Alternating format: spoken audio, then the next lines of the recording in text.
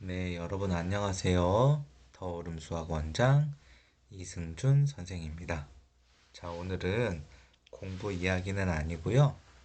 네, 이제 어, 아이들을 가르치면서 여러 가지 일들이 있는데 이제 제가 이제 가르치면서 겪었던 그런 경험에 대해서 한번 이야기를 나눠보려고 합니다.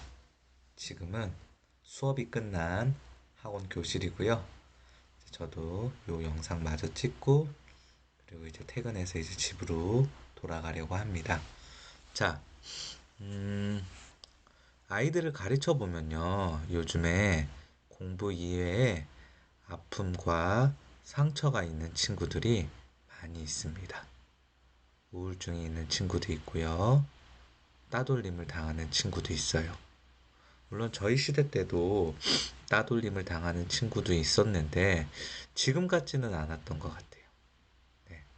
그냥 뭐 선생님이 이야기하면 싫지만 어느 정도 받아주고 그런 정도였는데 뭐 저도 아이를 키우지만 요즘에는 뭐 자기의 표현이 적극적이어서 그런지 품어주거나 보듬어주는 거는 거의 없고 옛날에는 그런 게 미덕이라고 했는데 요즘 아이들은 그런 거는 귀찮은 일이라고 생각해 버리는 그런 것들이 있습니다. 살아가면서 남에게 상처를 주지 않고 살아가는 건 참 힘든 것 같아요. 가족에게, 또 친한 사람들에게 우리는 알게 모르게 상처를 주고 살아갑니다.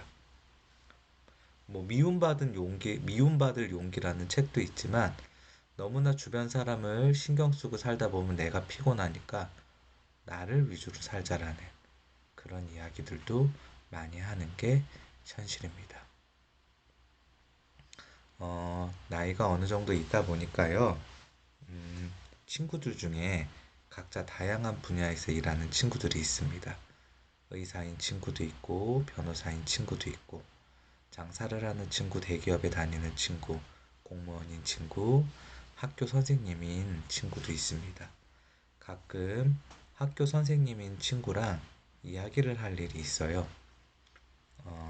그러면 이제 그 친구가 이야기합니다. 반에 따돌림을 당하는 친구가 있고, 또 따돌림을 주도하는 친구가 있다. 따돌림을 당하는 친구를 어떻게든 엮어주려고 해도 그게 참 쉽지 않고, 이제 그러다 보면 또 이제 다른 아이들이 원치 않은 행동을 해야 되기 때문에 그거에 대한 항의나 원성을 듣게 된다.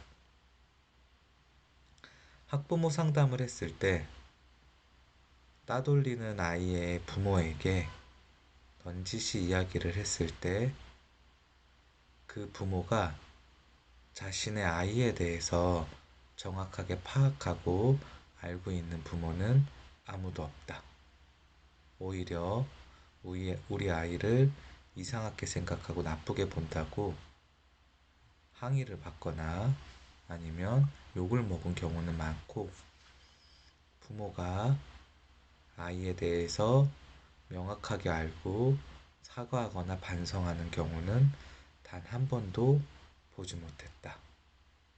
라고 이야기를 합니다. 부모로서 저도 자유롭지 못하기 때문에, 어, 뭐, 비난을 하거나 그러기는 어렵다고 생각이 들어요. 저도 아이를 키우는 입장에서 누군가가 내 아이를 비난하거나 했을 때 그 비난을 정확하게 듣기는 정말 인성적으로 쉽지 않은 것 같습니다. 다른 것보다 내 아이가 소중하다고 생각되기 때문에. 하지만 항상 냉정하게 보려고 합니다. 비판을 들었을 때, 안 좋은 말을 들었을 때 다시 한번 고민해 봅니다. 내 아이가 정말 그랬을까? 내 아이가 정말 그런 행동을 했을까? 더 자세히 관찰하려고 하고 부정하기보다는 어떤 부분이 있는지에 대해서 생각하려고 노력합니다.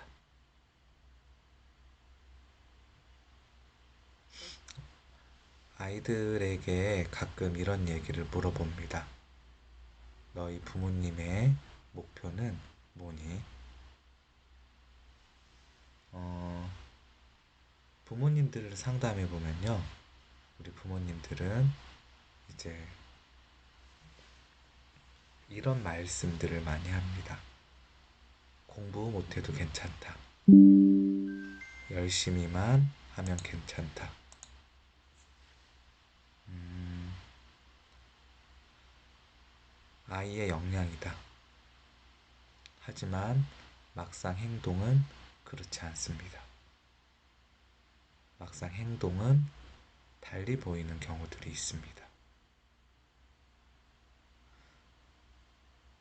아이가 행복했으면 좋겠다라고 이야기하지만 성적이 나오지 않으면 아이의 행복과는 상관없이 부모는 좌절하고 아이의 행복과는 상관없이 아이를 원망합니다.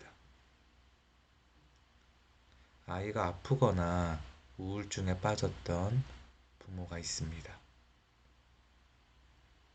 처음에는 간절히 소망합니다. 공부? 그런 거 다 필요 없어. 우리 아이가 건강해지기만 하면 돼. 하지만 아이가 치료가 되고 정상적인 생활에 돌아왔을 때 아이가 공부를 못하거나 좋은 학교에 진학을 하지 못하거나 좋은 직장에 들어가지 못하면 실망과 원망은 고스란히 아이에게 이어집니다. 처음에 있었던 마음, 건강하기만 하면 돼. 그 마음은 이미 사라진 지 오래죠. 사람은 남에게 충고하고 조언하는 것을 좋아합니다. 태생적으로 모든 사람은 남을 지적하고 조언하고 이야기하는 것을 좋아합니다.